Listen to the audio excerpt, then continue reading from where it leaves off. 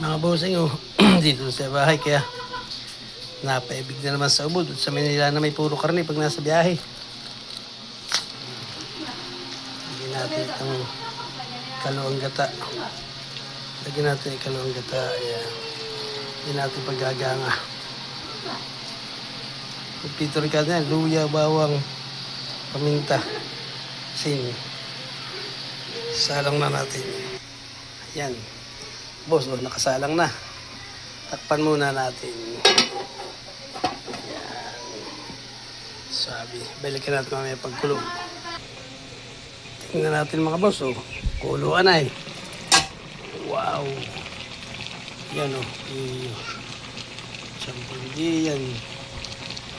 Dami-dami ito. Tapos 3 kilong ubod. Laki ng palamo. Pinapaigahan yan para lutong luto.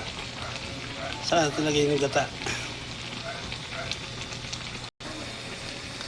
Boss, ayan na oh. Oh, naiga na. Maya-maya natin lagyan yung gata. Talaga sa lutong luto yan. Sarap na yan. Boss, oh ayan na oh. Iga na. Lagyan natin itong mga sili ah. Paantak yan.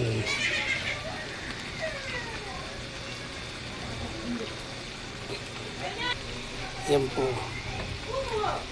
Hindi ko sinabay ng suka at natigas yung laman. Kaya ngayon ko lalagyan ng suka. Yan. Yan ang sikrito para hindi tumigas yung laman. Suka. Yan. Nilahad ko na. Kaunti na suka. Pero maasim yan. Yan. Talagang kargado sa sili. Iga na siya kaya atin ang ilalagay yung malapot na gata. Yan. Yan. Yan. Ito pa isa. 2 gata yan. Madami-dami yan eh. Oh, talaga may pagkawa na yan ay. Lagyan natin ng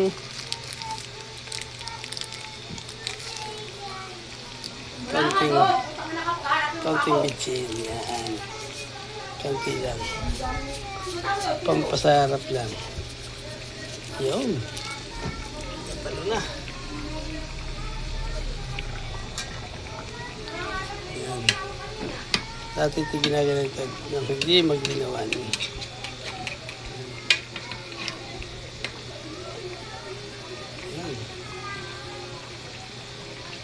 Sige natin.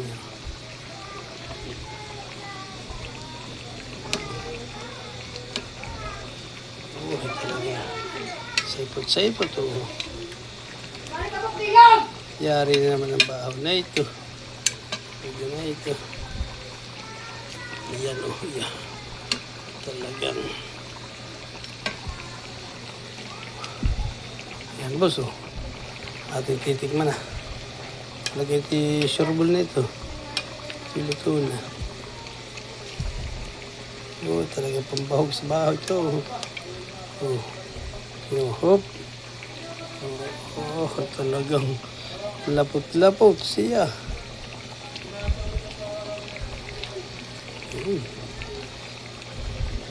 Pusa natin hindi masyado abot ng gata.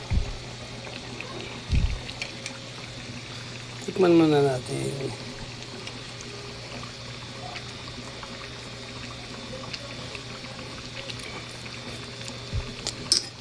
Aba, lagyan natin ng konting asin, medyo matabang ay.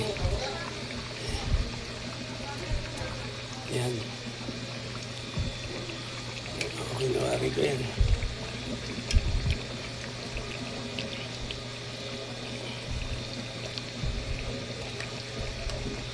Huwag natin ito ngayon.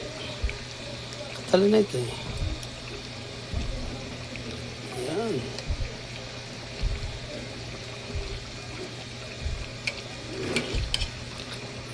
Tikman na rin natin.